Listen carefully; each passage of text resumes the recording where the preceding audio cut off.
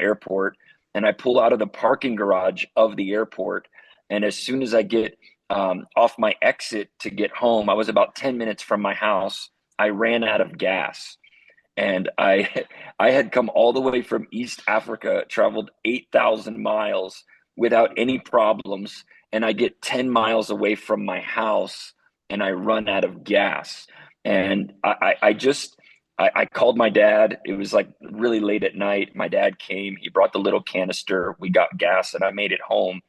But my prayer for you and my ultimate prayer for you, we're going to talk strategy and things like that, but my greatest desire for you as ministers in our movement, and fathers and mothers and parents and husbands and wives, my greatest desire for you is that you make it all the way home in ministry, that you don't run out of gas even towards the end. And I don't know if you've seen this before, but I've seen ministers who were doing great things for God. They had elevated themselves. They were doing awesome work. They had blue check marks next to their name on Instagram. They had great ministries, but they could not make it home. And my desire for you is, regardless of how many people you preach to, regardless of how many people you impact, that you can finish well and that your soul remains intact all the way through the end of your ministry.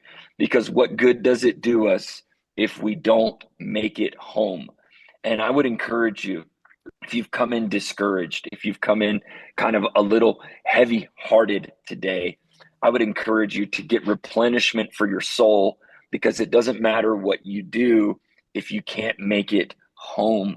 And I would encourage you with this. There are four things that I think matter more than anything else. And I'm going to share these four lifetime values with you, and then I'm going to get real practical. But I think it's important that before we get into the mechanics of staff meetings and raising money, that you really know that the establishment of your soul should be your main priority. A healthy soul, a healthy heart. And I know that you're in a network whose leaders really care for the establishment of your soul. You know, your network doesn't have to put these cohorts on. They don't have to do these things, but they really care and love you so much. Pastor Lee loves you. Pastor Jeff loves you enough to establish your soul. And there are four things that, whether you're in ministry full-time or bivocational, whether you are preaching, teaching, a missionary, whatever you're doing, college campuses, regardless of what you're doing, these four things really matter. And the first one is this, and they all start with the letter I, in case you're wondering, because alliteration is my spiritual gift. You have to live from your identity. You need to live from your identity. You can't live trying to be a performer or an actor or a fraud. You have to live from who you are in Jesus Christ. And once you learn to live from your identity, you'll find that your soul is at rest despite the circumstances that surround your ministry. And so, number one, the first lifetime value is you need to live from your identity. I love what Pastor Craig Groeschel says. He says, when you know who you are, you'll know what to do. When you know who you are, you'll know what to do. And I know as young ministers, we're kind of in that exploration phase. Am I going to be a youth pastor forever? Am I going to be a young adults pastor forever? Am I going to be a missionary forever? Am I going to be an associate forever? Am I going to be a church planter forever? Don't focus on what you're doing. Focus on who you are becoming in Christ. And once you know your identity, then you'll know what to do. Your identity is something that you work out every single day in your relationship with Jesus. And when you have your heart is in the right place, when your identity is in the right place, then you could do great things for God. But you've all seen people who don't know who they are, and they're trying to do things for God, but they don't know who they are just yet. So it's important that you live from your identity.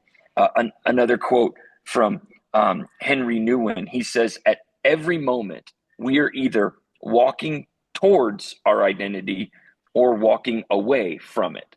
And so I would encourage you that before your feet hit the floor, before you get to the office, before you start your car every single day, remind yourself that he who knew no sin became sin on our behalf, that we might become the righteousness of God.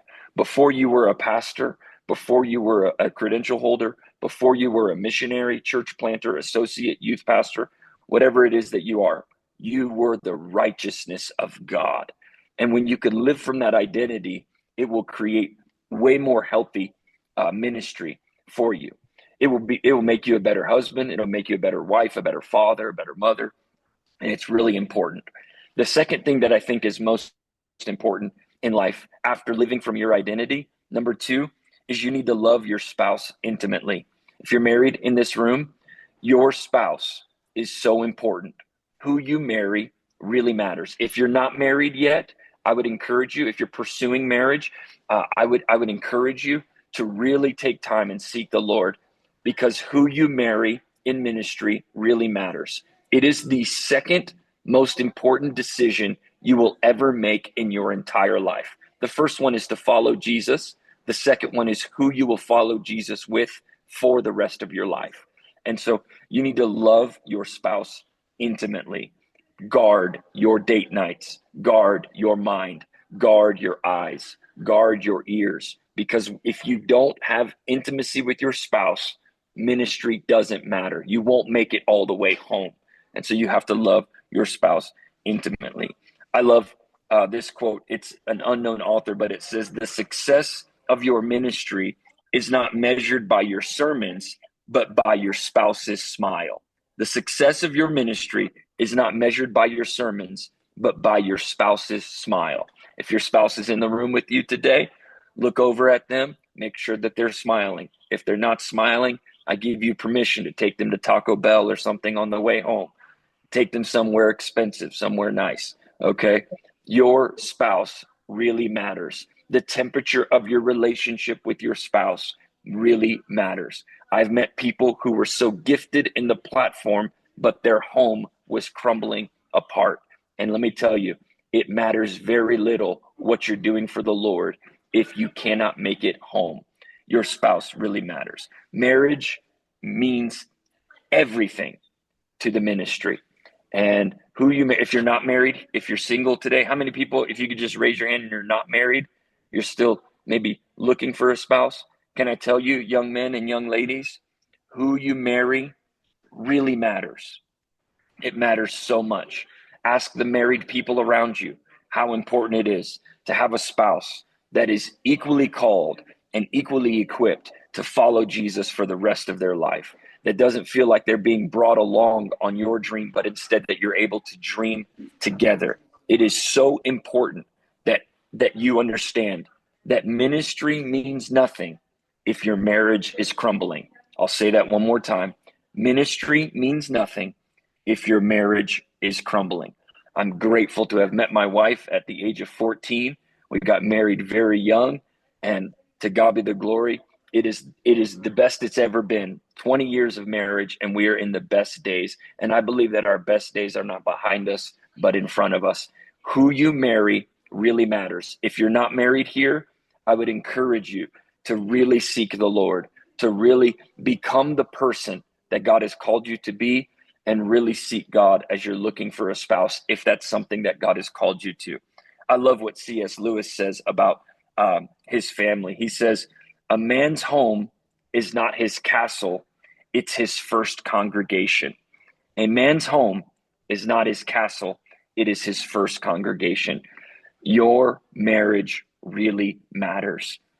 If there was anything, if I could go to every young person, every under 40 minister in our movement, I would tell them this: live from your identity and love your spouse intimately.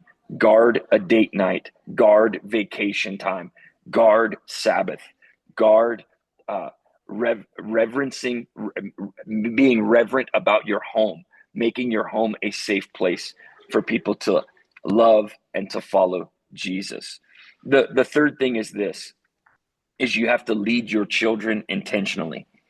If you have children today, it is so important that you lead your children with such intentionality. I believe now more than ever, the devil is after pastors' kids and kids in ministry and Christians at large, obviously, but even specifically pastors' children. And so it's very important that you learn to lead your children intentionally. There will be many, many, many people who come and go in their life, many friends, many coaches, many teachers, and many pastors, but they will only have one father and one mother. And it is your job as ministers to lead your children intentionally. This is what Andy Stanley says. He says, your greatest contribution to the kingdom of God may not be something you do, but someone you raise. I'll say it one more time, and I'll send these notes to Jeff so he can share them with you. But your greatest contribution to the kingdom of God may not be something you do, but instead someone you raise. Raising your kids to love God, love the church, and love their family is so important. If you've got children who are wandering off into the abyss, I pray for every prodigal son and daughter that they would come in contact with someone who reminds them of their upbringing so that they can return home to Jesus Christ. And if you are struggling right now in your parenting journey, I pray for you, because it really matters so much less what you do for God publicly if your children are not serving God privately. So if there was the 3 lifetime values so far, you got to live from your identity, you got to love your spouse intimately, you got to lead your children intentionally. And here's the thing. The last thing is number 4, is you have to live with full integrity. You've got to live with full integrity. The world trusts our leadership at an all-time low. Institutional trust is at an all-time low. Conspiracy theories are at an all-time high. So you've got to be the same person that they see on Sunday, on Monday, Tuesday, Wednesday, Thursday, Friday. You can't justify secret sin because of all the pressure that you're under. You can't justify a secret lifestyle because of all the pressure that the ministry has put you under. You've got to live with full integrity. Your motives have to be pure. Your desires have to be pure. Your mind has to be renewed. Your eyes have to be fixed on Jesus. Your ears have to be guarded and protected. And so you've got to live with full integrity. It's so important, because integrity, according to C.S. Lewis, is doing the right thing even when no one is watching. Integrity is doing the right thing even when no one is watching. I have seen ministers of the gospel who have lived great lives, who had great ministries, and in the last days of their life, in the last years of their life, jeopardized a lifetime worth of holiness and righteousness because they fell into secret sin, or they fell into the trap of entitlement. And I want to tell you right now, in order to make it home and not run out of gas, you have to live with full integrity. I wrote this down in my notes. Your reputation is your report card. And you do not get your report card at the beginning of the semester. You get your report card at the end of the semester. And so no matter how challenging it is to finish a ministry season well, finish it with honor and integrity. I think one of the values that the Oregon network thrives on is honor. And it's so important, especially as young ministers. We're kind of finding our footing. We might move around a couple times. We might change churches a couple times. All that is very normal. But how you end one season will be reflective on how you enter into the next. And so my encouragement to you is, regardless of how challenging it is, regardless of the things that were said about you or the things that were done to you, to learn to end every ministry season with full integrity, not bad-mouthing the last church that you were at. Despite what you know, you don't have to share, and living with full integrity. The investor Warren Buffett says this. He says it takes 20 years to build a reputation and 5 minutes to ruin it.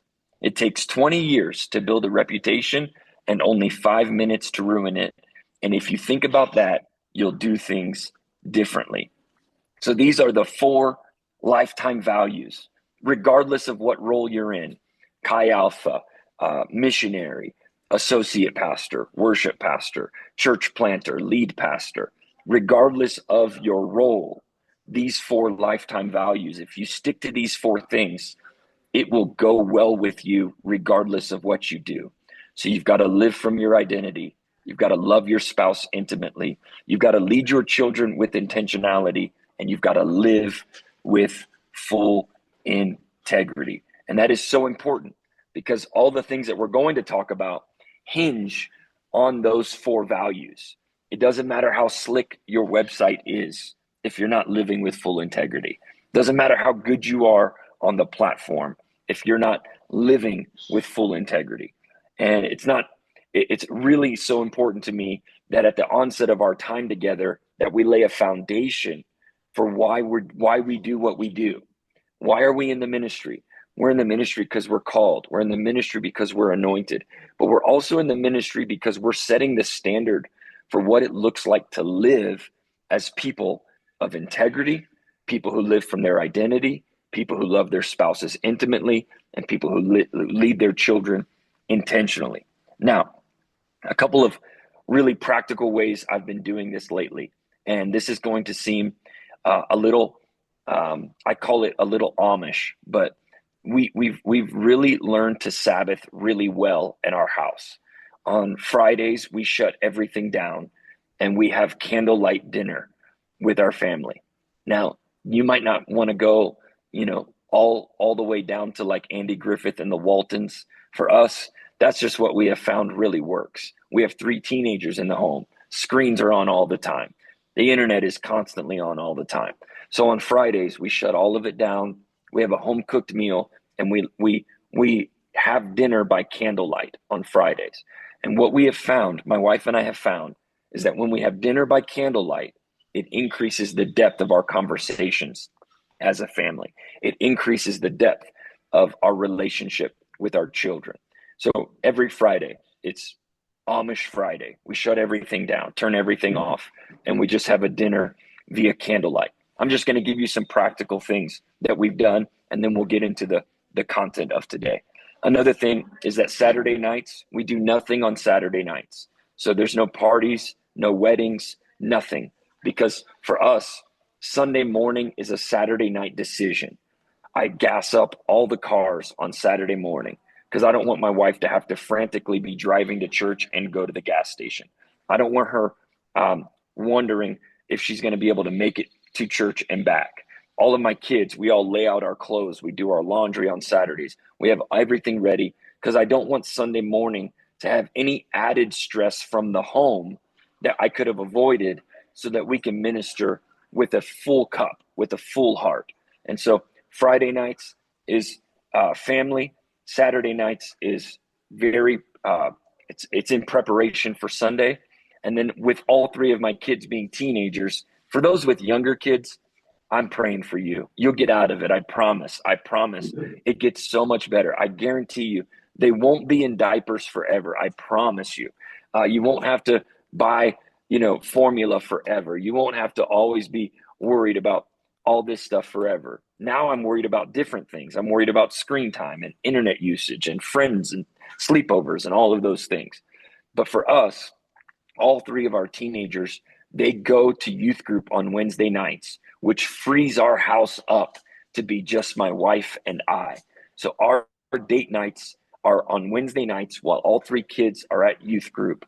And we normally DoorDash food because I don't want to make my wife prepare a meal on our date night. So DoorDash comes to the front door, and we either spend some time watching a show or watching a movie or enjoying the hot tub, whatever it might be. I'm giving you some practical insight as to how we look forward to our Wednesday nights. So our Wednesday nights are just for my wife and I. We follow the 7-7-7 rule. You might have heard this before, but I'll re-educate you. And if you're not married, this is a great rule to build into if you do pursue marriage. This is a great rule.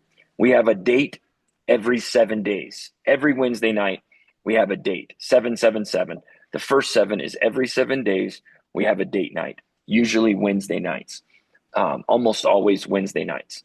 The second thing is every 7 weeks, we get away for one night, even if that's like the Umstead Hotel, which is in Raleigh, or somewhere nice for one night, whether that's a $200 hotel or something. There's just something about getting away for one night where you can be together, share a good meal together, and spend some time outside of your home.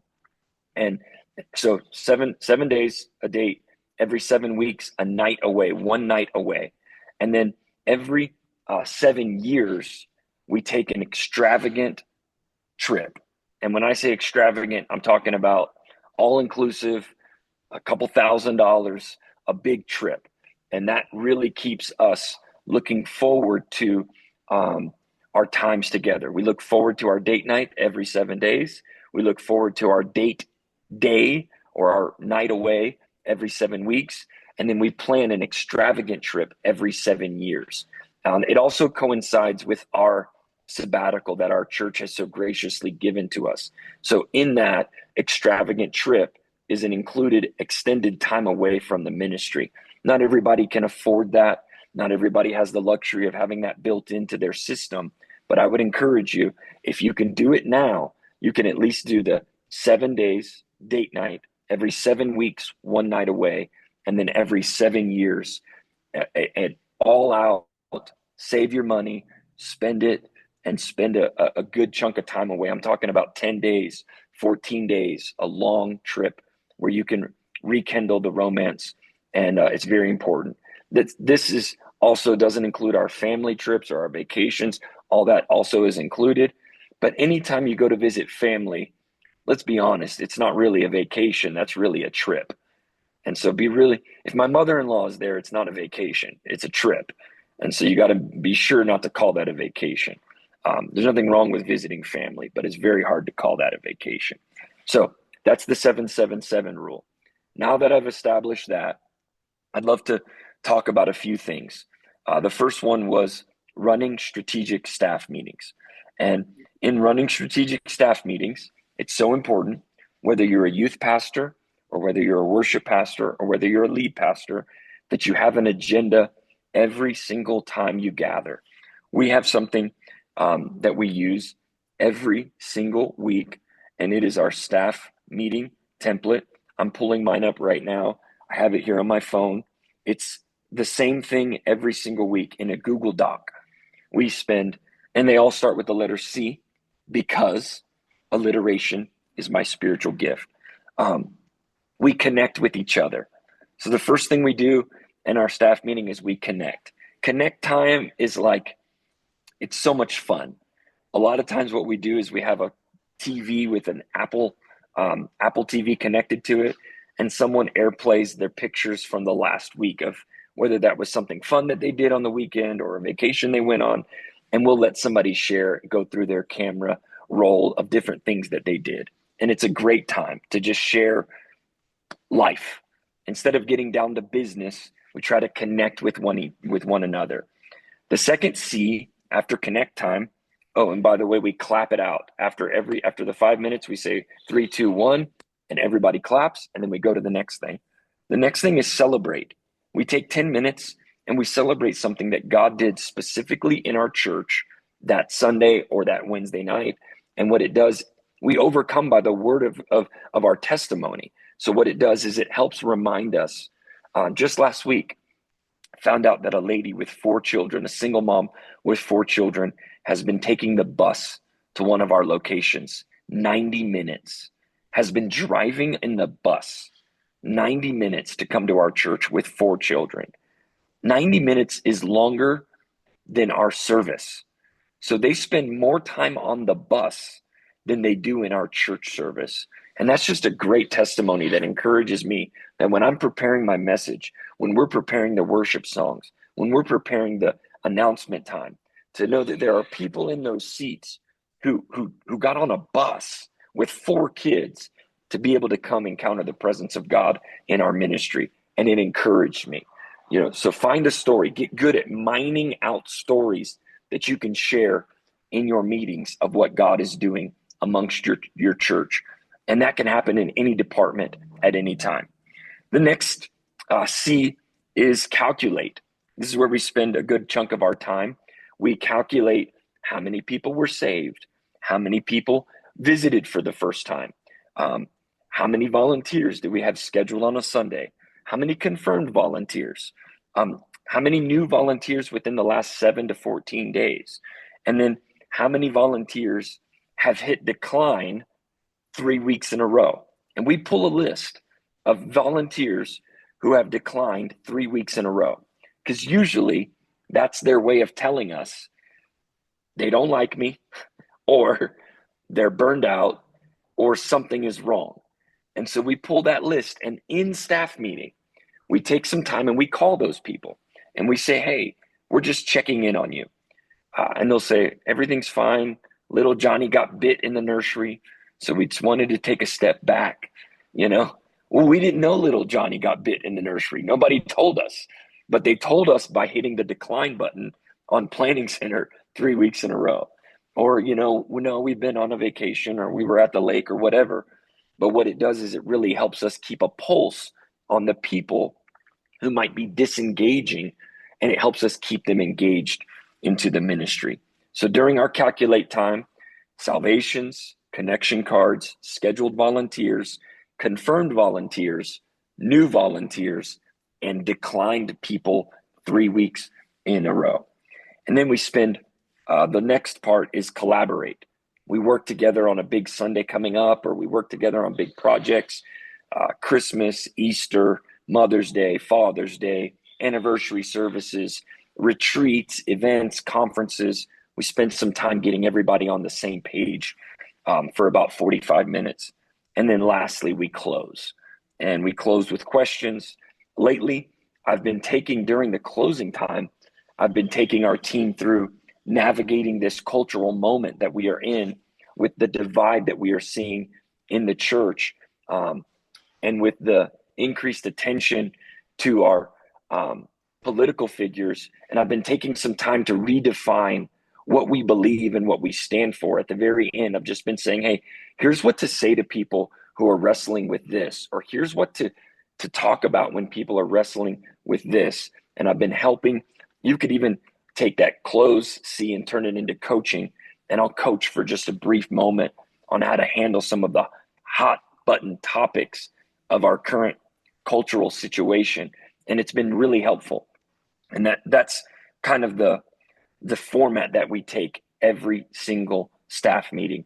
Jeff, it'll probably be appropriate there to pause and to see if there are any questions regarding the values that I just spoke on, or strategic staff meeting, and it'll give me a chance to grab something to drink. All right, let's start with an easy one. What's your golf handicap? Yeah. During COVID, I got down to a single digit. I carried like an 8 or a 9. And now I'm about like a 13 or a 14.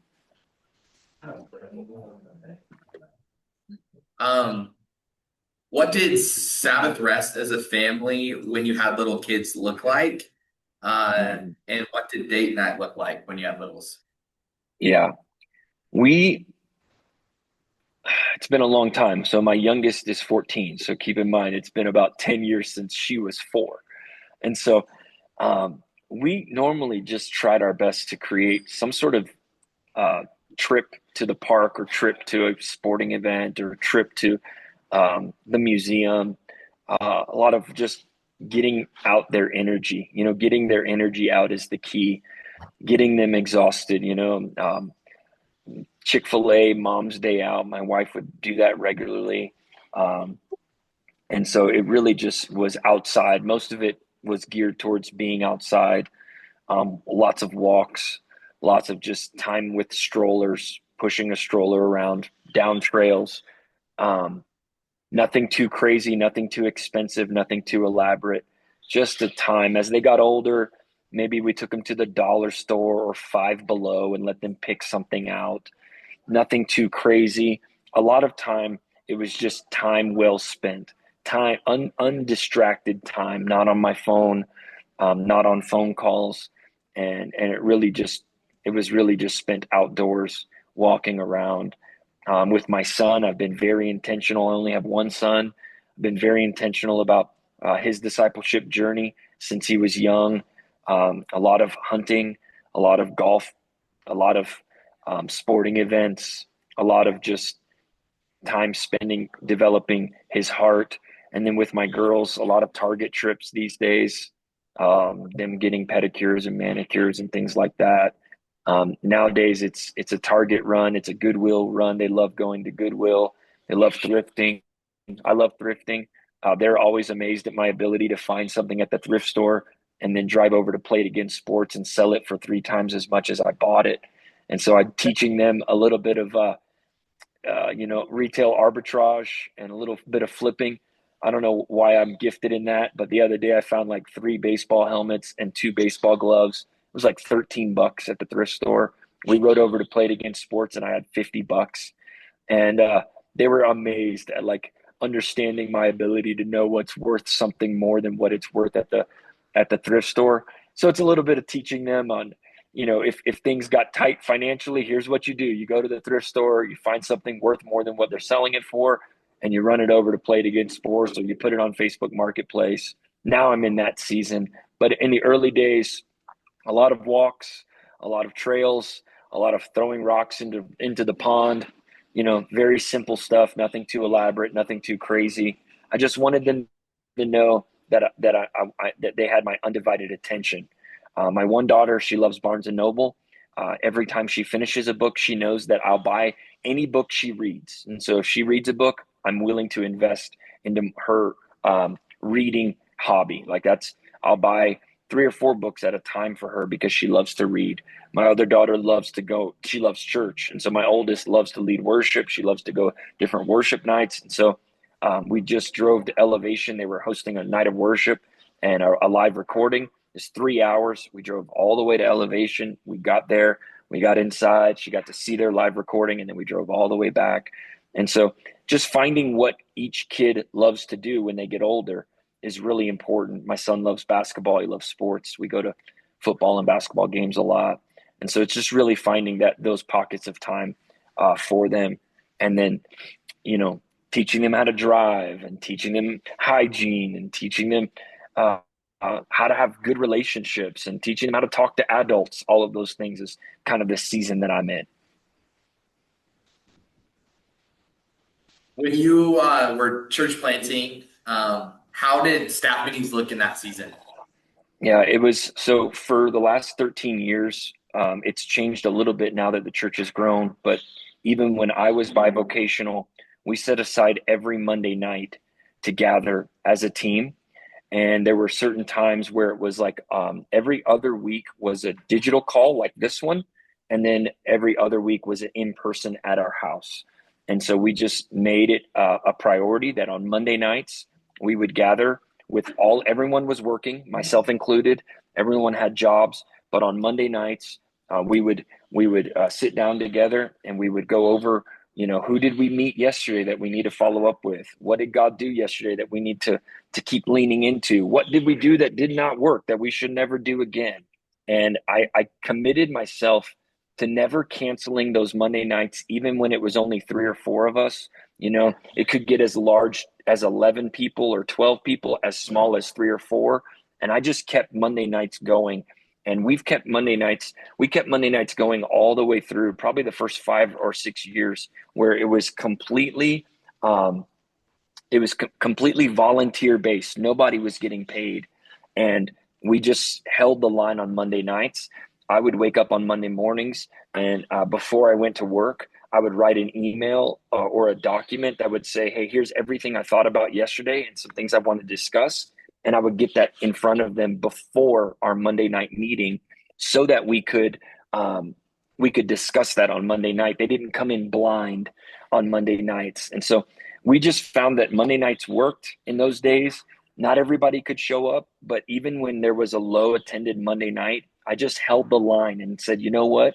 Even if it's only 3 or 4 people, we're just going to keep incrementally moving the needle little by little, improving our discipleship, improving our service flow, improving our love for the community, planning events, planning big Sundays.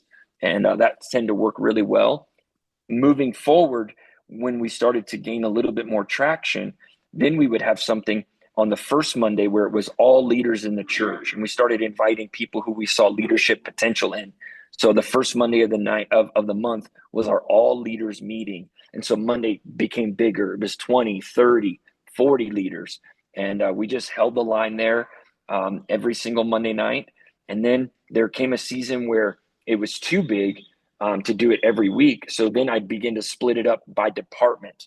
I would have all leaders on the first Monday, and then just our kids team on the second Monday, kids and youth maybe on the second Monday, and then worship and production on the third Monday, and then small groups, outreach and discipleship on the fourth Monday, and then just keep that rotation going. You have to find what works for you in your context, but whatever you do, I would encourage you, just stick to it. Don't be discouraged. There's going to be weeks where it feels like everybody's quitting.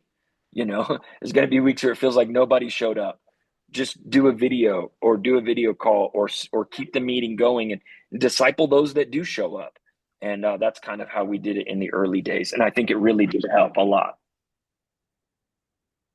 Just two more questions kind of together around the idea of staff meeting. How long is your staff meeting? And then specifically after that volunteer declines 3 times, what does that conversation often look like? Yeah. So obviously now with, multi-site and having some full-time staff members now, it has really helped us be able to meet on Tuesdays. And so we start Tuesday mornings at 9 a.m. with 35 minutes of prayer. We have either a keyboard player there or tracks. Garrett and Kate Serban, they're AG kids, and they're on YouTube. They're with Bethel Music now. They have great 1 hour, just great prayer tracks on YouTube. We'll play Garrett and Kate Serban, and we turn them up, and we just pray. Sometimes we'll go through some needs in our church. Sometimes we'll pray for one another. It's really just a time where I can teach the team how to pray. And so we don't just get there and sit in our seats and kind of just pray to ourselves. It's facilitated times of prayer. And then from 9:30 or so till about 10:15, I'll share either a leadership thought or a devotional thought. Recently, because of these staff values, I've been going over one staff value every Tuesday after prayer. And so this isn't the management meeting side that I went over. This is the pre-management meeting. I would do 35 minutes of prayer and then about 35 minutes of a teaching. And I've been just doing a rotation. What does it look like to live from your identity? What does it look like to love your spouse intimately? What does it look like to lead your children intentionally? And what does it look like to live with full integrity? And just running that on a rotation for about 35 minutes after prayer. Then after that, again, our size is different now. After that, we break off, and the administrators go and they work on follow-up and some things, and I take the executive team and we go into a different room and we talk about the big rocks, the big things that are coming up before the management meeting. So we split for about an hour, and I have a team of about 3 executives where we navigate through some of the challenges, and I could kind of be myself, share with them some of my concerns, share with them some of my dreams, share with them some of the things that I've seen happen that I'd like to get changed. And then they can take that and translate it into more of an HR friendly version, because sometimes I come pretty intense. And so they're able to take my intensity and translate it into leadership. And then all of us go into that management meeting together, and I don't chair the management meeting. So the staff meeting, I don't lead it. One of our executive pastors leads it, and I'm normally just sitting in on it. I'll make a comment or two, but I don't lead that meeting anymore, and it's worked out way better. I'm just not great at tact. I don't have the spiritual gift of tact or compassion, and I've realized that about myself. And I'm trying to be honest. I'm more intense. I'm more vision focused, future focused, and they're way better pastors than I am. And so because I've seen that in me, I've had this self-awareness enough to recognize that. I relinquished control of the things that require a little bit more administration, a little bit more pastoral care, and they can take those things and lead them way better than I ever could. It also allows me to not have to be there every week as I'm traveling. They can do all of these things with or without me, which is a great gift to have been able to replace myself in that area. As it pertains to the 3 weeks declined, it's usually just, hey, we're just checking in. How's everything going? And usually they'll say something like, we've been meaning to call, or we've been meaning to reach out to you. And it's just our way of trying to get ahead. If they're trying to disengage, it's our way of keeping them.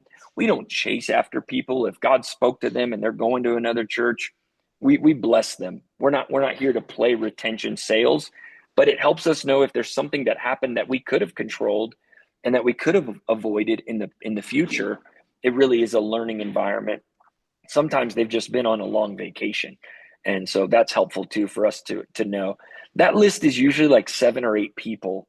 To give you some perspective, our church runs about 1,700. And so it's not a ton of people, but we do want to try to, at least people that are serving, we do want to try to catch those people if they're disengaging. Obviously, you can't completely shut the back door of your church, but we're trying to close it as much as possible. All right, I think we can move on to the next question. And obviously, we'll circle back to ones that are still in the queue. Great. The next topic was leading through change. There's a book called Who Moved My Cheese? And it's not a Christian book. It's a classic. It's a super simple read, but it's been really helpful with change management. Here's what I know about leading through change. You usually know about the change months or weeks in advance, and it's never a good idea to surprise anyone with change.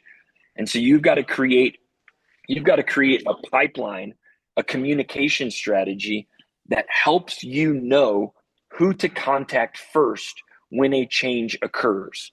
I'll just use a staff change as an example. Someone resigns. You know that this happens. I've got a pipeline of people that I call first. First, I call our elders, our board, and I'll say, hey, just wanted you to know that our youth pastor resigned. I'm making all this up, but our youth pastor resigned today, and I wanted you to be one of the first people to know. And it's all good. Everything is fine, but they resigned. They're going to finish out the month, or they're going to finish out 2 months, or whatever the timeline we established is. And we just wanted you to know that. They're usually fine.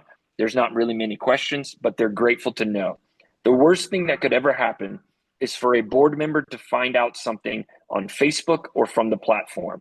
You do not want people in charge finding out about something on Facebook or from the stage. The next layer, if a youth pastor resigns, I would begin to contact all of the youth leaders. I would ask that youth pastor for the roster of youth leaders, and I would begin to call each and every one of them, or our executive team would get together and we would call every one of them, and we would probably call for a youth leaders meeting. And so we would say, hey, we want to gather all the youth leaders together. We want to talk about how we're going to weather this change. And then the third layer, after the elders, the youth leaders, then I would contact the parents all in the same day. And I would probably send a parent email out and say, hey, just wanted to let you know, we're going to be experiencing some change, and we wanted you to hear it from us. We're nothing is wrong. We're blessing them. If it ends amicably and it ends well, nothing is wrong. Nothing is blown up. We just wanted you to know. And we're going to call for a parent meeting in 2 weeks after we meet with the youth leaders, and we would love for you to be there. So what am I doing? I'm basically getting ahead of anything on Facebook or anything from the platform or anything that gets whispered. I'm doing the job of communicating the change to the right people. The fourth layer is obviously going to be the students. On that Wednesday night, I would plan on being there, or one of our executive pastors would be there, and they would communicate that change. One of the things I've learned is to not allow the person who's leaving to be the only person communicating the change. Here's why. Not because they can't do a good job, but because a lot of times there's emotions involved in their transition that would make the transition seem heavier than it needs to be. It's not that we don't honor. It's not that we don't bless. It's not that we don't send them off well, but we're going to control the feeling in the room, and we're going to make sure that we leave them with a blessing and we leave them well. So those are the layers: the board, the leaders, the parents, the students. And that's how I would do that in any ministry. If someone resigns as the head usher, I'm going to tell the board, I'm going to tell all the other ushers, and then we will do that. We rarely announce a transition from the platform on Sundays. And the reason we don't announce transitions from the platform on Sundays is because usually we have 30 to 40 first-time guests who don't even know that person. And what we don't want to do is for their first visit or their first experience to be this transitional moment that people are crying or people are we reserve Sundays for evangelism and for reaching first-time guests. Doesn't mean we won't have a reception. It doesn't mean we don't give severance. It just means that we don't really use Sunday mornings as the platform for releasing or transitioning staff members. A couple other things about change. Service times, right? If you have to change a service time, whether that's adding a service, taking a service away, or changing a service time, I think people are conditioned after COVID to absorb change faster. Okay.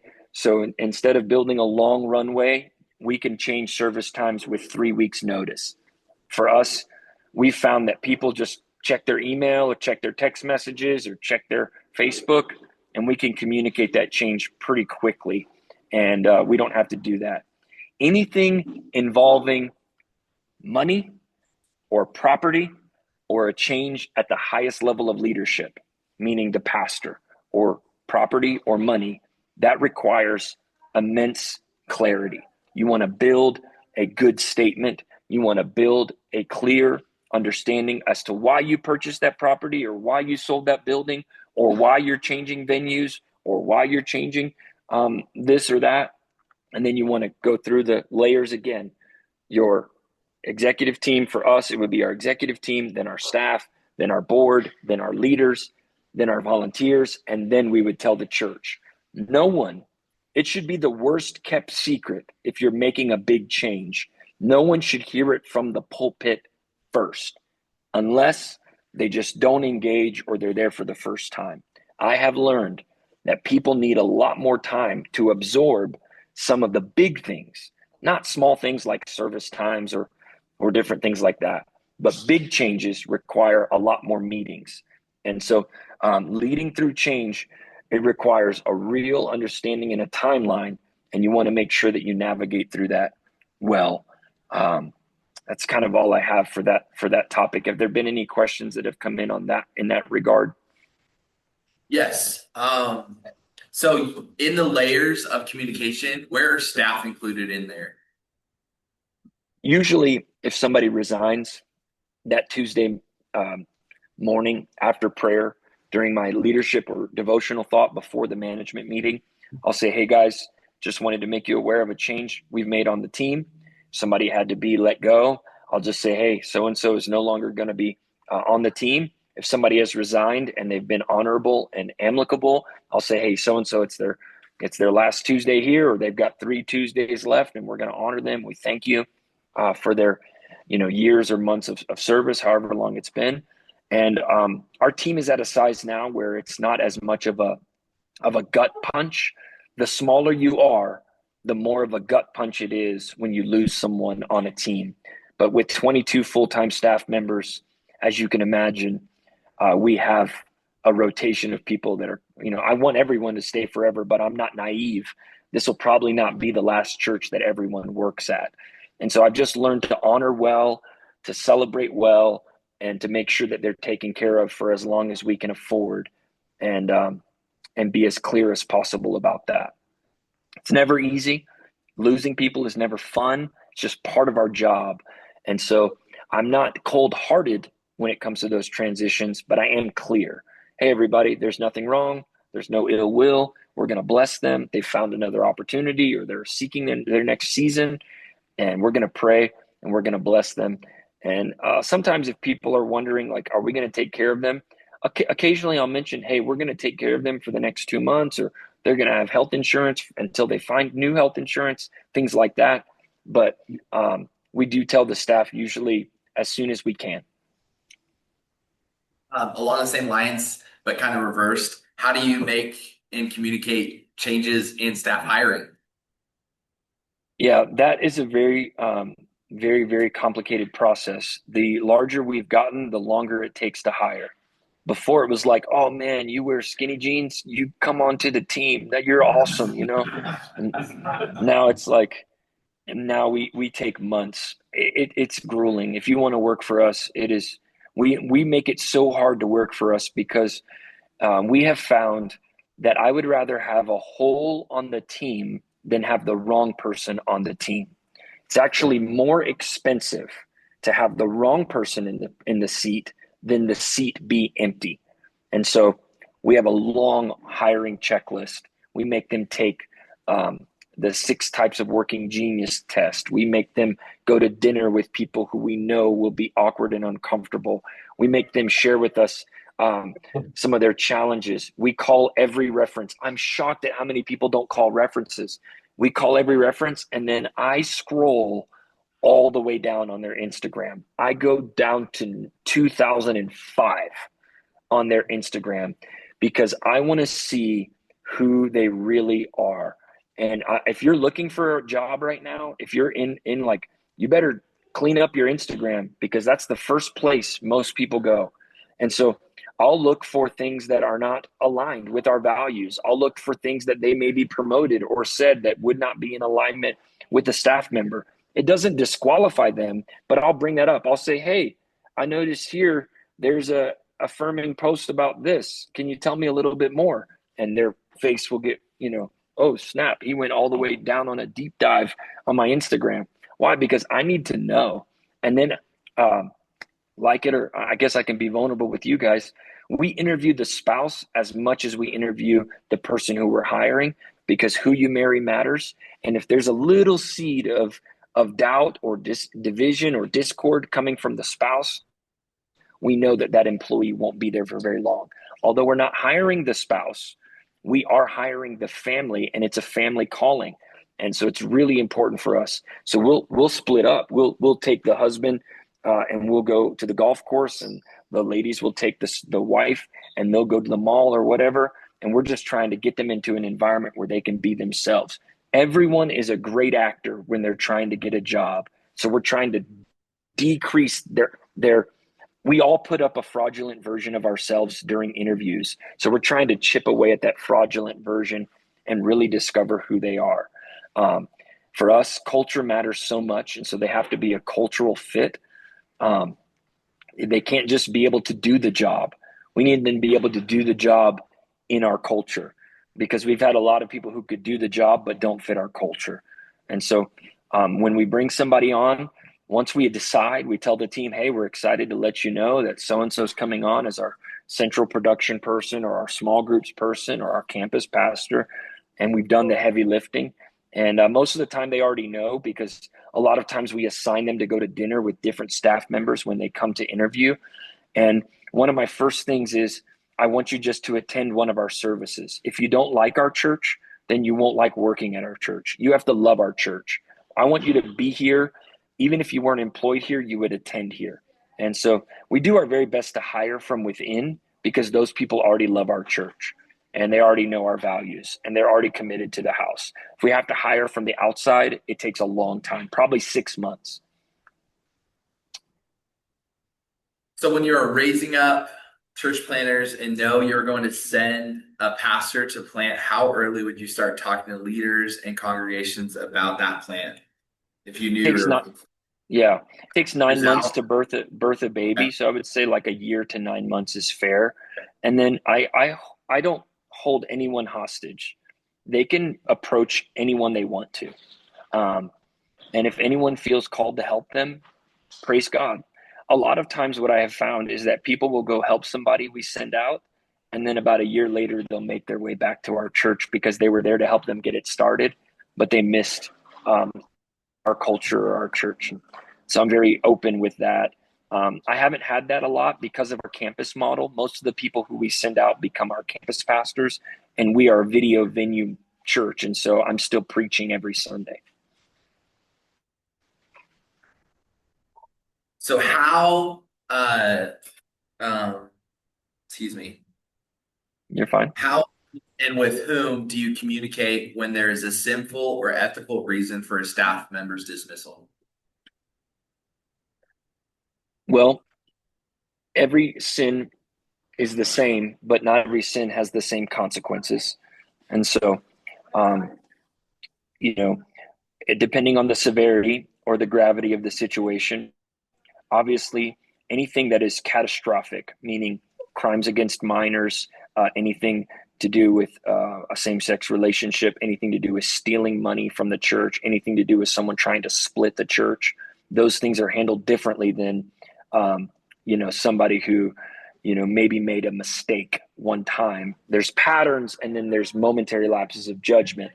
Obviously, they all get handled differently, but most of the time, what I do is I get together with our executive leadership team, who does most of the discipling of our staff and the governing of our staff and the HR of our staff.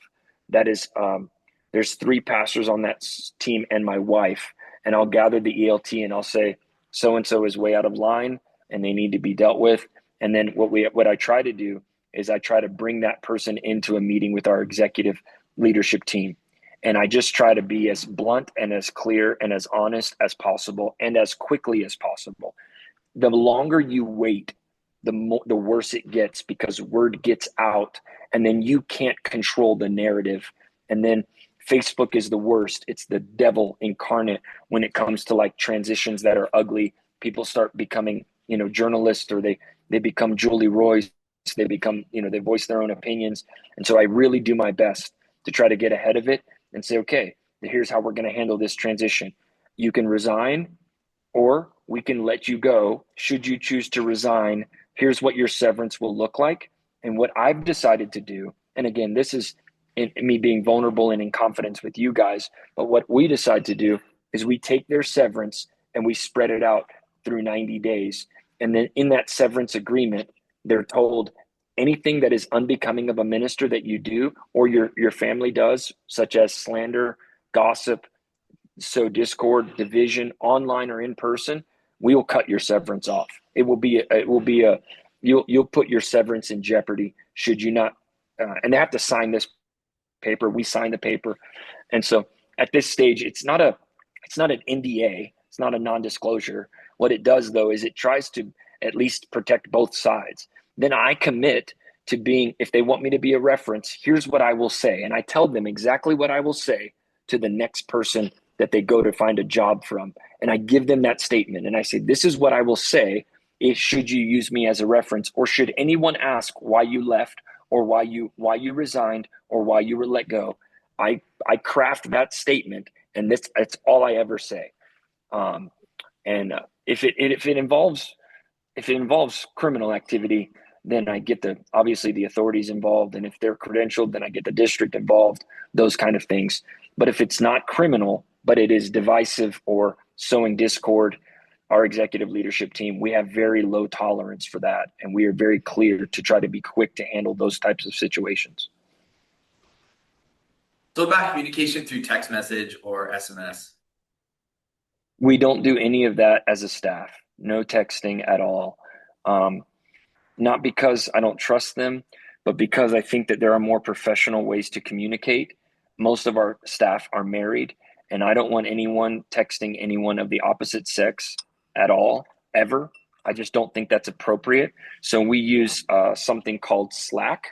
And inside of Slack, we have a bunch of different channels, and each channel has a category. So like we have our all staff Slack channel, and they just post a bunch of stuff in there for general staff communication. And then we have, our campus pastor channel, and inside there's just a bunch of campus pastor updates that just pertain to the campus pastors. Then we're under construction in one of our buildings. So that's a East Campus building update channel. Focus Youth has a channel, and then Youth has their own Slack for all of their youth leaders. We don't do any SMS, no iMessages. I just find that, number one, it's unprofessional. Any type of large corporation, they're either using Microsoft Teams or Google Hangout or Slack or some sort of third-party communication tool. Listen, if somebody is looking for a sinful activity, they're going to find a way. But one of the things that we've done and we've committed to is to not using text messages as by a means of professional communication. It doesn't mean that if you have a friend on staff, you can't text message about fantasy football or whatever.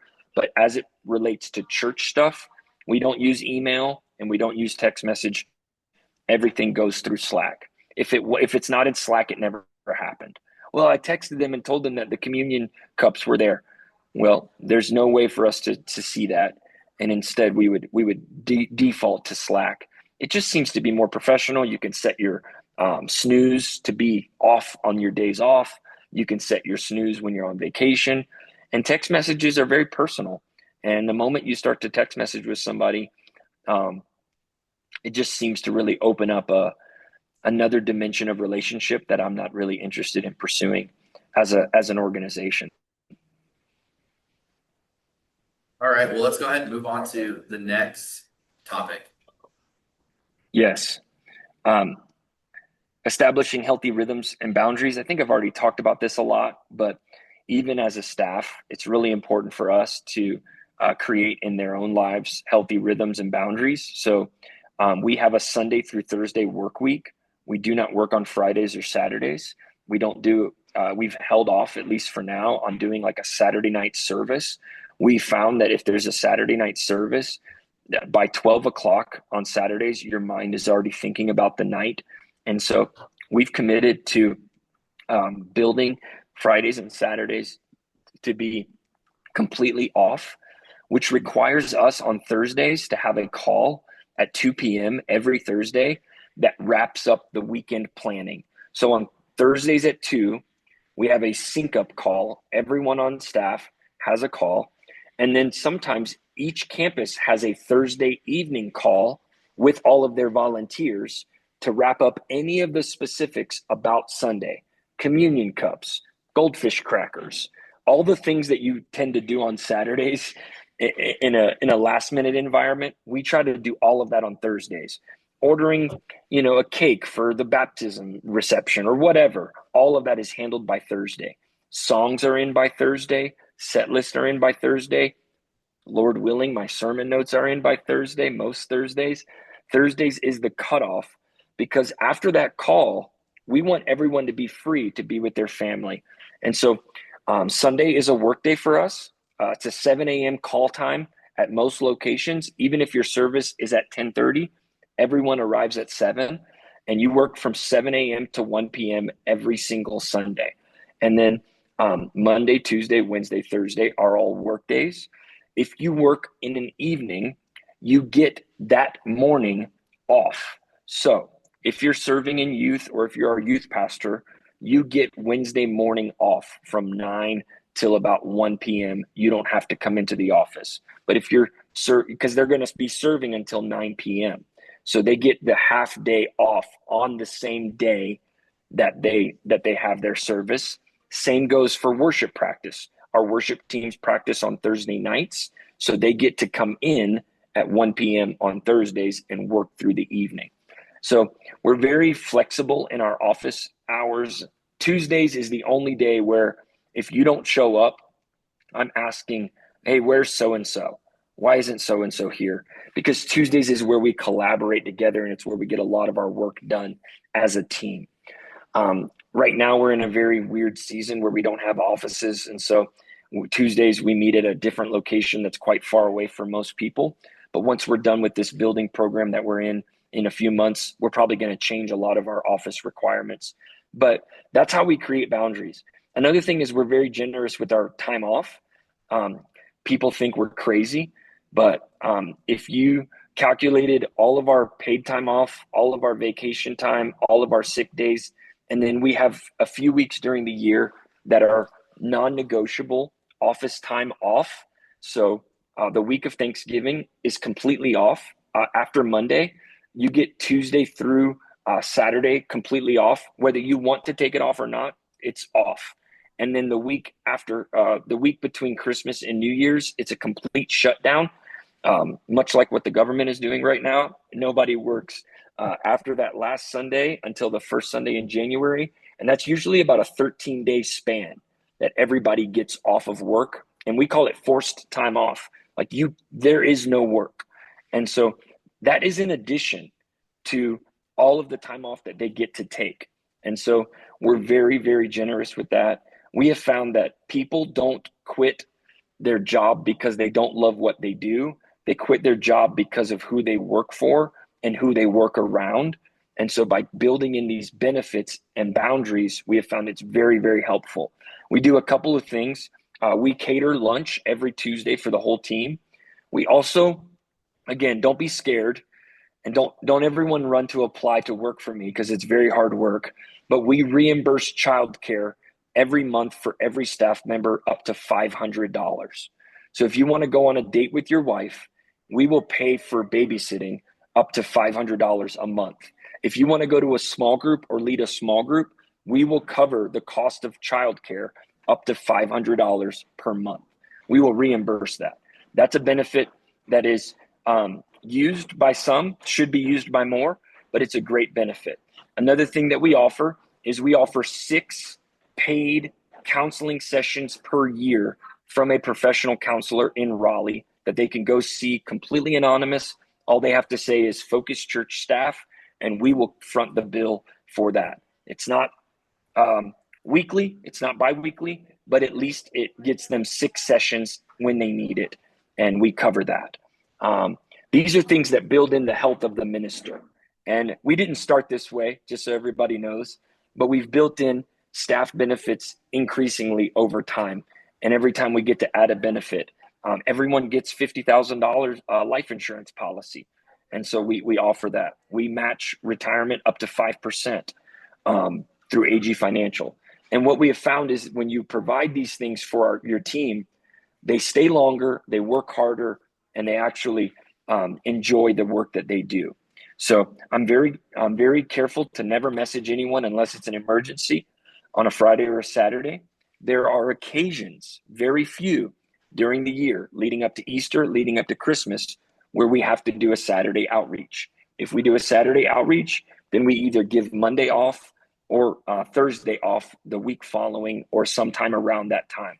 We try to compensate any time that they spend there. My trust is very high with them that they'll do the job. And a lot of them work semi-remote. And so my trust is very high with them. Yeah, that's how we create healthy rhythms and boundaries. I think sleep is so important.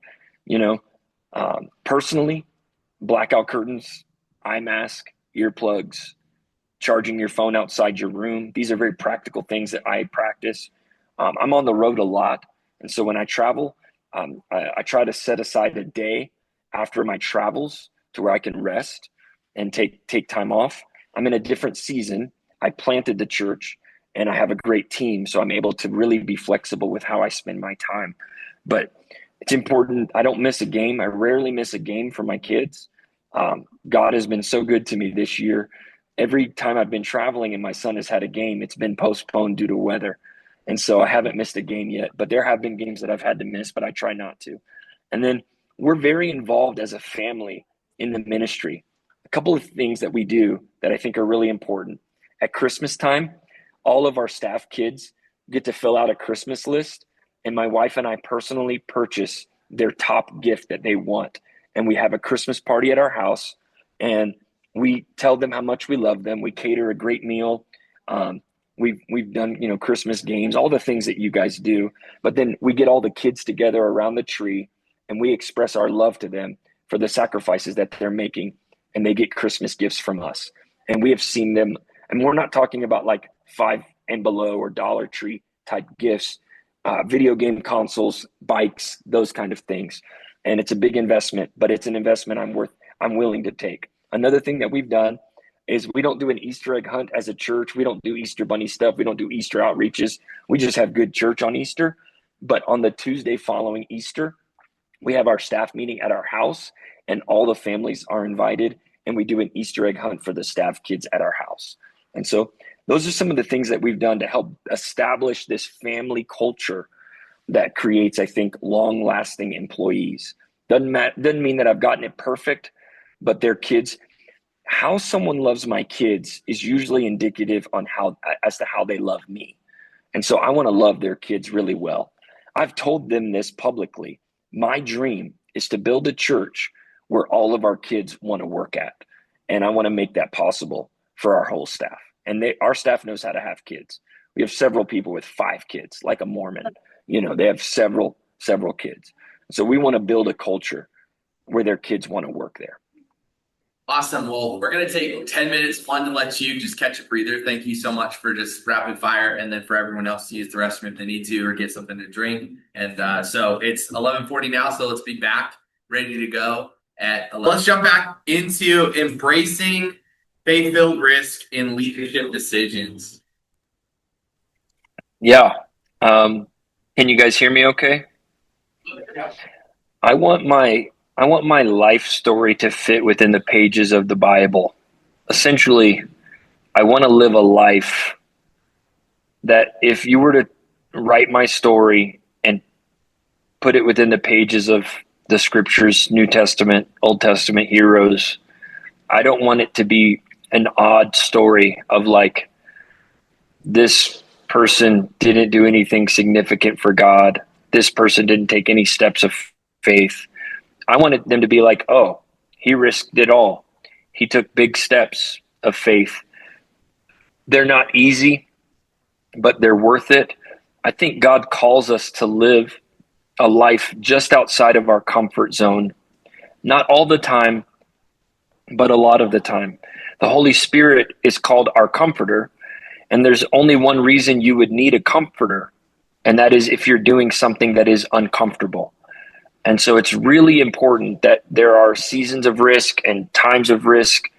I call it naiveness. Like when we were 24 and we moved to plant the church, it was huge faith. I mean, we had no money, no understanding. We had never been to Raleigh a day in our lives. We've only visited like 2 months before.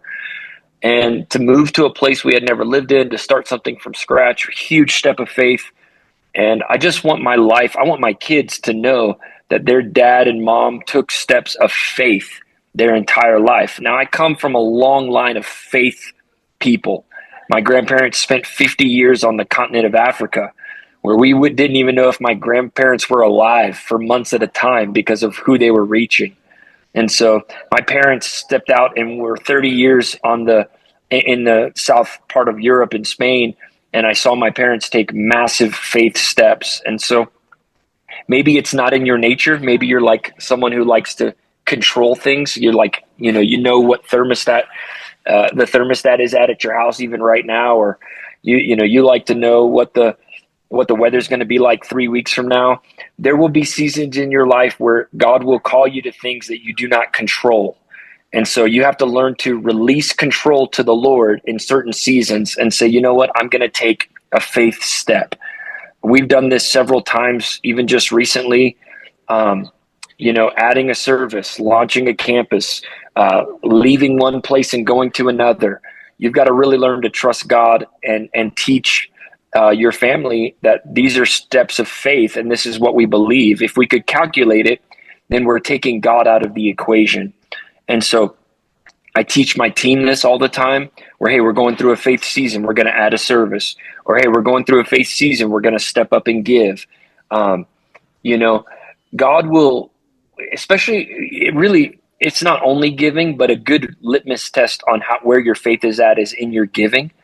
And so sometimes God will ask of you in a season to really step out in faith in your giving. And I love this line, God will rarely ask you to give what you do not have, but he'll often ask you to give what you would like to keep. And so God will ask you to give things that you hold tightly to, whether that's your preferences or your finances or your comfort. And sometimes he'll give it back to you as long as he knows that he can trust you with it. You have, Isaac on the altar, gets all the way to where the knife is up, and then there's a ram in the thicket, and God provides every step of the way. And so I just think that being a person of faith opens more doors than being a person of comfort. And I just believe wholeheartedly in doing things where you don't know the whole thing, all the plans. You still need to be wise and not foolish, but sometimes there's wisdom on one side, there's foolery on the other, and then there's faith in the middle. And you take into account everything that's going to be required, and then you take that step and you believe God for it. And I want my life to be marked by large steps of faith. And as leaders, we have to do that. Like we're required to take seasons where we say, God, We don't know what you're calling us to, but we're going to take the step, and we're going to take the risk, and we're going to sacrifice. And we're going to ask that you would provide every step of the way. And I would encourage you, man, if you're in that season where you haven't taken a faith step in a long time, try something new. Maybe God's calling you to try something new and do something different. Whether that's like, I'm trying to be sensitive to who's in the room, but like if that's adding a service or going ahead and hiring a person, a payroll that you don't think you can afford, and really taking some steps of faith towards that. Or maybe it's launching out onto the mission field, or saying yes to something that's really challenging, or embracing a different lifestyle and eliminating things that are bringing you comfort. I can take you to the GameStop where I sold my Xbox 360 in the early days of the church plant. I wasn't much of a gamer. I've never been much of a gamer, but I was spending some time in the early days playing this one video game. It's an arcade game. It's not even like a sport. It's not like NBA 2K or anything. And the Lord was really clear to me. He said, if you give up video games, I'll use you to a higher degree. And it might not be video games for you, but in that time when I was 24, it was. And I took my Xbox to GameStop and I sold it. And I've not picked up a controller since in the last 13 years. And again, that's a small little step. It might seem very elementary, somewhat immature, but it was something that if I were to audit the time I was spending playing video games, if I were to take all that time and multiply it by the last 13 years, I probably got back a lot of my time. And so there might be some things of elimination that you have to do to sacrifice. We've said no to anything on Saturday nights in our family because we've just believed that Saturday nights are sacred. I say no to some speaking engagements because I've got to measure my impact and measure what the Lord is doing in my own ministry. We sold our house and we had nowhere to go. We moved in with my parents, which is the worst. It is the worst. And it was a huge faith step. I mean, I can just remember thinking to myself, what are we doing? My mom and dad don't like our pets. And so I had to leave my pets at the church, and I would go to the church 3 times a day to let my animals out. And this is terrible faith step. And like 40 days into living with my parents, the Lord opened up an opportunity for us to buy our forever home. And if we wouldn't have sold our house in faith, moved in with my parents in faith, then we would not be where we're at now. And now sometimes I feel like the Lord might take away my house, my new house. And I'm like, I really don't want him to do that. Those are the kind of things that you have to really be sensitive, but it's also teaching your children how to live by faith. I'll give you one more example. My wife and I committed heavily to our capital campaign as a church. We're in the top 3 largest contributors to our capital campaign. And I've got lawyers and doctors and people with really good amounts of money. And I don't make that kind of money. And we told our kids, like, we're going to sacrifice big time. And the honorariums that come from me traveling, we're going to sacrifice and give those back to the church in this season, in a 2-year season. And the other day, my daughter had been laid off from a preschool that she worked in. The church that had the preschool shut down, and it shut down the preschool. And we didn't think much of it. It was fine. And a year later, they had gotten some money from either selling the property or some sort of litigation in the church. And they sent my daughter $1,000 of severance for being laid off at the childcare center, at the center. And she calls me in tears and she said, God must be providing for me. And she's only, 17 years old, and $1,000 is a lot of money for her. $1,000 is a lot of money. And she said, I want to make sure that this money goes towards our capital campaign. And I just thought to myself, that's the kind of kid I want to raise. One that when they see the blessing and favor of God in an unexpected way, they attach it or associate it back to a faith step that they need to take. And those kind of things are really important. Even in the little things, my conversations with people at the barbershop or at the pickup basketball gym that I play pickup basketball at, I'm always looking at the countenance of people and saying, man, is everything okay in your life? What's going on? How's your heart? Is a great question that I ask. And that'll open up conversations about faith. How are you doing people can fraudulently answer that. But when I ask, how's your heart? People have to be honest. And so occasionally I'll see somebody outside the barbershop or in the gym or wherever on the golf course, and I'll just say, hey, how's your heart? And it's amazing to me, even people that don't know faith or don't have faith, they'll open up and say, well, I'm going through a really hard time in my marriage right now, or I'm going through a really hard time in my life. And I'm able to minister in those one-on-one moments that are super special. And so I would encourage you, if you're not living by faith, faith without works is dead. And so you got to put some action to it. And I would encourage you to really believe God. Maybe it's like a special offering. Maybe you're like, you know what? I was going to use this $100 and go to Chipotle 3 times, but instead I'm going to give this $100 to my church. I'm not going to do the bare minimum tithe. I'm not going to do the bare minimum giving. I'm going to step up. And I have found that every time I give, the Lord sends it back to me tenfold. I was just checked the mail. I don't want to be like a prosperity preacher, but I just checked the mail this week, and I did a video interview with the superintendent. I thought it was nothing. It was like 2 minutes in the halls at General Council. I didn't think anything of it. He just said, hey, can I ask you a few questions about ministry? I said, no problem. And I sat down with him. They videoed the interview. This was back in August. Didn't think anything of it.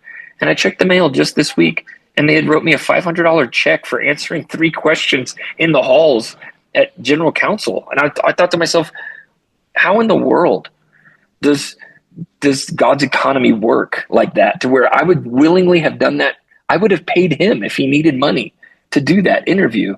And yet they sent me a gift. And so I want to encourage you to take steps of faith and live a life worth fitting inside of the pages of the scriptures. So 3 questions around really church changes and things like that. So regarding church name change and full rebrand, what's a timeline about that? Like, coming, probably this dips back into the communication question as well, but how does that work out? People are very emotional towards church names. And so you got to find out who's going to react the harshest. And you've got to sit that person down and look at them in the eye, face to face. My AirPods. Can you guys still hear me? Yeah. Can you guys hear me okay? Great.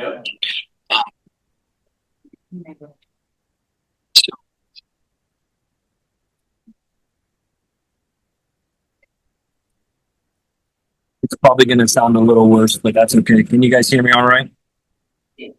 So sorry. This is a long meeting. AirPods couldn't hang. And they were charged. I have them connected. So before the name change, there has to be clear vision. I try to tell this to pastors all the time, that before you change the name, you've got to clarify the vision, because changing the name does nothing if you don't change the vision. Once you change the vision, then the name will become obvious. So I would go through an exercise, and I help pastors with this all the time, clarifying what's most important to the church. What are the values you want to keep? What are the things you don't want to get rid of? What are the things you want to stand for? What are the things you don't want to get rid of? What do you want to be known for? What are the priorities in the church? And so the priorities, such as, like, for us, it's the next generation. We always want to be focused on the future. Our church name is called Focus Church. And so if the next generation is a focus, then that needs to become a value inside of the church. We only have 5 values: Sunday mornings, groups, outreach, the next generation, and serving. Those are the 5 things that we do. And we want to be focused on those 5 things. So once you clarify what you want to be known for, what your vision, what your mission, what your values are, then you can change the name. But a name change doesn't do anything unless the values and the vision and the culture change first. I would even venture to say that the name is the last thing instead of the first thing. So once you've gone through that whole exercise, then you're going to get the people who, they're already going to have pushback for the vision change or the values change or the cultural change. So you'll know who the people are that aren't going to hang with you when you change the name. So I would go in reverse order, all the things on the halls and in the walls. I would do all of that changing, the manuals, even if it requires vision changes, bylaw changes, leadership changes, all those things. And then I would sit down with the people who are going to have the hardest time. And then I would sit down with them and I would say, hey, we're going to make a name change. And I wanted you to be one of the first people to know. And what it does is it gives them insider access to a big change that you're going to do. And I would go down a list, if that's 10, 12, 20 people. And then I'd maybe get all of your, obviously by now I would hope that your board already knew and your staff already knows. Now you're working through the people who will provide the most pushback. And then from there, I would go through all the volunteers. I'd have a big reveal. I'd have, I'd spend the money. I can't tell you how much it costs. So much money. Every sign, every shirt, every letterhead, all the website, all the printed materials. It's gonna all be shifted, and so it's gonna take a lot of money. And so don't do this thinking that it's not going to be a significant investment, because it is a very significant investment. Changing it on the bank account, changing it in the bylaws, changing it on the Constitution, changing it with your EIN, changing it legally. DBA, do we change the name? Whatever it might be, you want to make sure that it's done right. A few practical things that I always think about. Number one, is it too trendy? Is this not going to last a long time? I want a name of a church that is at least going to last a generation, 40 years. If it's trendy, it might not last that long. And so be really careful in trying to invent something that's only going to be trendy for a little bit. And then I always think about the internet, because the internet is how most people find churches. And so does this name translate well on the internet? Our domain name is focus.church, not focuschurchassemblyofgod.net, not focuschurchassemblyofgod.org, not Focus Church Light of the Gospel Outreach International Center of the Church of Jesus Christ .cc. It is focus.church. And so I would do an internet real estate search, and the name that you're coming up, there's probably another church with that name already, but make sure that you can brand it well. I would hire a professional to really create, and I would actually change the whole church. So I would change the kids ministry, the youth ministry, the young adult ministry. I would change it all at once, and it would all be cohesive and not little siloed graphics or siloed brands or siloed logos. Instead, they would be cohesive. And that way, when the new youth pastor comes, they don't change the name, or when the next person comes in, they don't change the name. Take full control of that so that it stands the test of time. And again, don't follow trends, follow the leading of the Holy Spirit, and really be intentional about how you do this. And I think people try to get clever. The clever days are over. Just be super simple, as simple as you can be with the language. And that's really important. So if you're leading through a name change, it takes a long time. It's very expensive. And once you know it, you better lock into it, embrace it, be willing to go all the way for it. And don't be like, yeah, it's okay, it's not what I wanted. No, get exactly what you want, because you have to be super proud of that name. You have to be super proud of your church. You should be the most proud of your church's biggest fan. So I wouldn't do it by committee. I would obviously ask for input and things like that, but I wouldn't let other people who might leave tomorrow have say-so in something that significant. So how did you know when to start another service, room, vision, or to start new? And then kind of collectively with that, when going to a second gathering, third gathering, fourth, whatever down the line, how do you make sure it doesn't feel like two separate entities and to keep people connected? Yeah, we always say this, we are one church. We live in the same house, we're just in different rooms. And so just because it's the same address, it's like the same church. We keep everything the same. The songs are the same. The sermon is the same. We don't do like a traditional and a contemporary. It's always the same. Even our Spanish location we have Party with the Pastor on the first Sunday of the month. They do Fiesta con los Pastores. And so they're not allowed to have any autonomy. That's my model. That's my preference, is a franchise model. If you go to Chick-fil-A, if I go to Chick-fil-A here in Arizona, or if I go to Chick-fil-A in Oregon, or if I go to Chick-fil-A in North Carolina, a number one is always a chicken sandwich. It always has 2 pickles on it. The owner operator cannot change the menu. That it is what it is. It's a franchise model. So we keep the same spirit, the same structure, the same everything. When do I do that? If the parking lot, the kids ministry, or the auditorium is at 80%, the parking lot, the kids ministry, or the auditorium, if any of those 3 are at 80% capacity, it's time to start thinking about a second service. Now, here's the deal. Going to a second service is like having your first kid. You're so nervous. You don't know what to do. You buy all the nice stuff, all the nice cribs and all the nice diapers and all the expensive bottles and everything. You're all nervous about putting them in the car seat. You're taking all this YouTube university and you get all the books. By the time you have your 3rd kid, you're like kicking that kid out of the hospital. It's like barely strapped in the trunk of the car because you now learned how to do this. So like for us, adding a service, taking away a service, it's like it doesn't matter to us anymore because we've built up the resiliency in our own minds that it's really not as hard as we're making it. But doing it for the first time, I remember I was nervous. It's just like having a kid. I was nervous. I'm not ready for this. I'm not prepared. We're not going to have enough volunteers.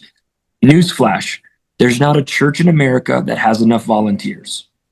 Every single pastor across the country needs more kids workers. You will not go to a church in America where they're like, oh no, we have so many kids workers. They're knocking down the doors to serving kids ministry. You'll never have enough kids workers. So you're just going to have to go through a season where you're building it back up. Let me share a couple of things, some benefits to having 2 services, because I think this is a helpful discussion. Number 1, people love options. Right now, if they sleep in or they're going to be late, they're just not going. But if you have a second service, they can go to second service. Number 2, your workers in the kids ministry or anyone outside of the auditorium doesn't have a chance to sit in on the sermon, and the pulpit drives the church. Your preaching is so important. So when you have 2 services, it allows people to serve one and sit one. Number 3, my second sermon, regardless of how hard I try to make the first sermon great, is always going to be better than the first sermon. Not intentionally, just naturally.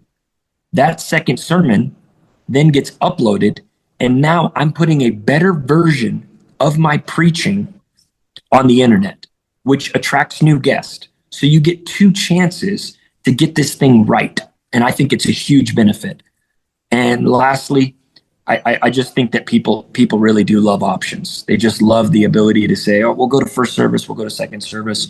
We keep the turnaround in between services to a 20-minute window. And when we do that, it really does help people see each other in the lobby coming in and going out. So there's not a large gap between services to where it feels like an us and a them. And then I don't reference which service I'm at. I don't reference, oh, well, second service is so much better than first or anything like that. I just preach the message. And we try to make both services almost identical.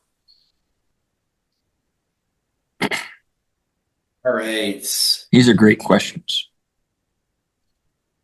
Okay, what's the difference between courageously stepping out in faith as a leader and slipping into decisions driven by fear of disappointing people? Let's go back to our 4 lifetime values. If I know my identity, then I know God's going to call me to it. My first allegiance is to my Father, to Abba Father. If he's not in that decision, I'm not making it. So if God is in the decision, then it's the right one. If he's not in it, then it's the wrong one. I've made decisions that I knew God told me to do that nobody else thought were right. I would say this, your spouse, if they don't like the decision, they're probably right. They have a higher level of discernment than you do. Most of the time, this is for the husbands. Most of the time, your wife has a better discerning meter than you do. And so if she is saying, don't do that, that's stupid, she's probably right.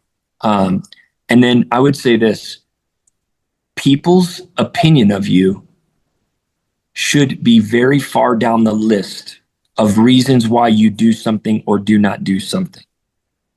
Because people, they're weird. They're crazy. Not everybody understands. And so they're filtering your faith step through their lens of experience and their theology and their doctrine and their idea of what a pastor should do or shouldn't do.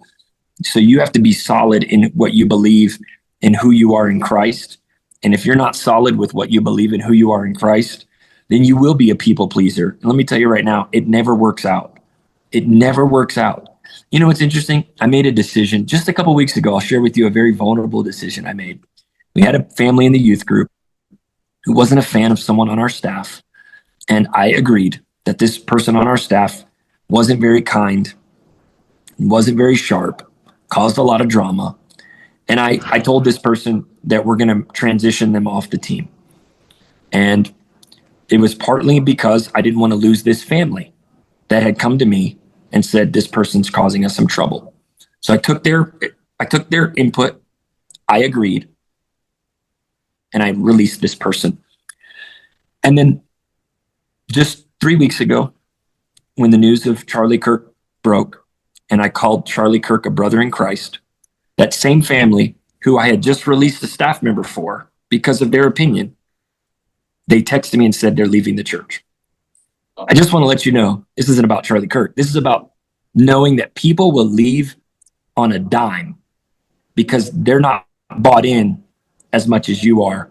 So their opinions have to be lower on the list. Pleasing people has to be lower on the list. Don't be foolish, don't be crazy.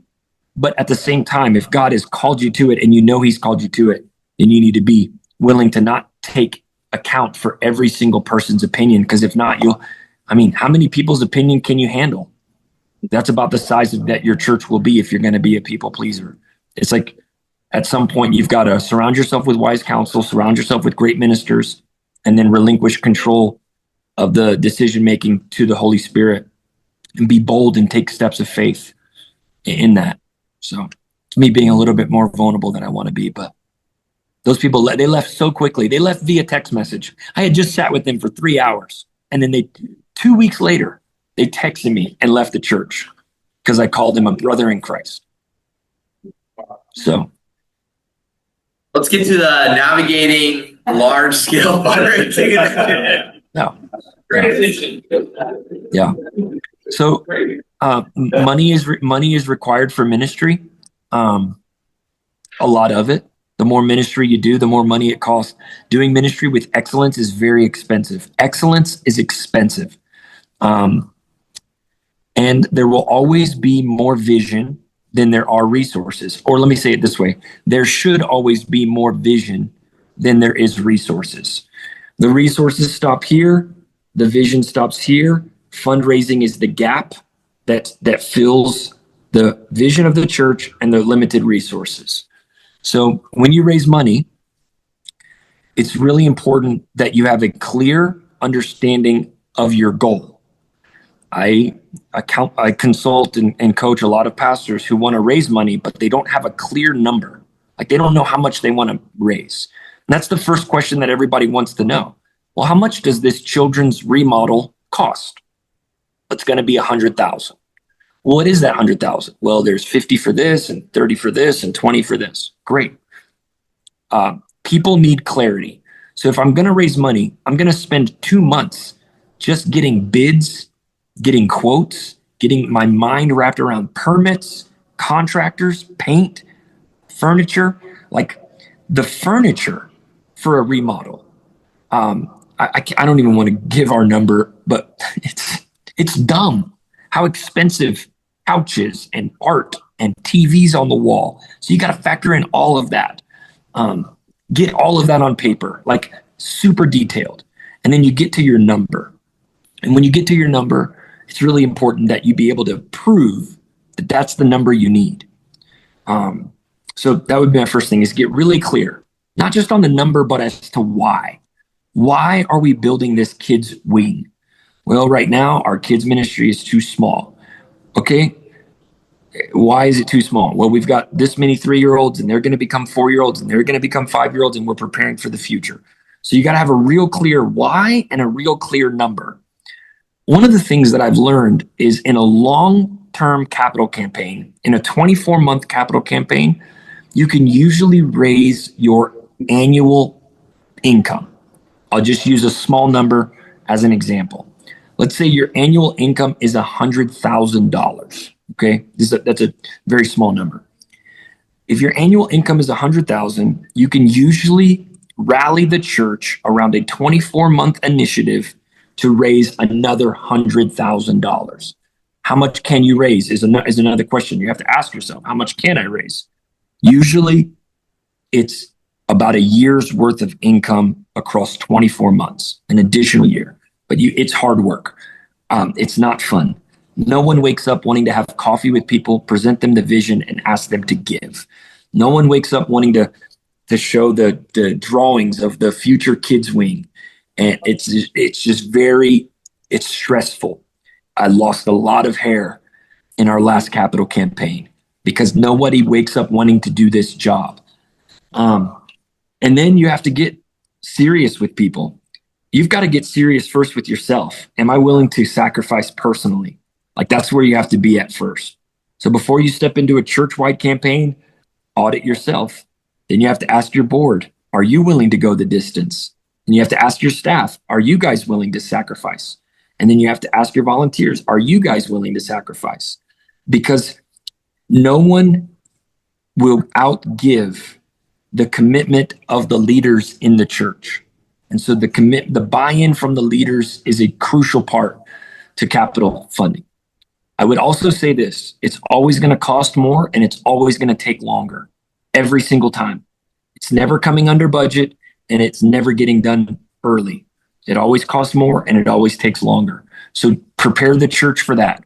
Say, hey, we are beginning the initial phase. We are in dream phase to see what God might do in this expansion, to see what God might do in getting us into our first building. Don't dangle the carrot too close to them for them to think that the moment they give up $20 that you're going to have a building tomorrow. I've made this mistake in accelerating the timeline in their minds. So it's a long journey. This is a long process. You don't know how long permits take. You don't know if they're going to uncover asbestos or if you're going to have to get the room sprinkler system, fire system. And so there are so many variables that you don't know. And if you're honest with them on the forefront of that, then they could go with you the long haul. But if you tell them, hey, by this time next year, we're going to be in our Crystal Cathedral, you're setting yourself up for failure. And I've done that. I've made that mistake. And then I would say this, don't build something that you can't park them in. If you can't park them, you can't seat them. So building a big building with the same size parking lot does you no good. Hire a contractor or an engineer or an architect and let them do a survey and a study of what your max capacity is and get a master plan before you go and start doing these other things. Everyone thinks that they know what their church needs until you get a professional in and they could walk the building and say, well, you could do this and you could do that.